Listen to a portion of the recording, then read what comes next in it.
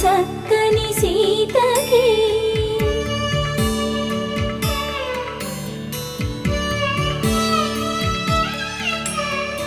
ఎర్ర జాబిలి చేయి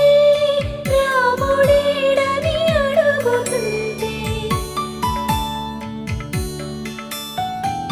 చూడలేదని పెదవి చెప్పే చెప్పలేమని కనులు చెప్పే నల్ల పూసై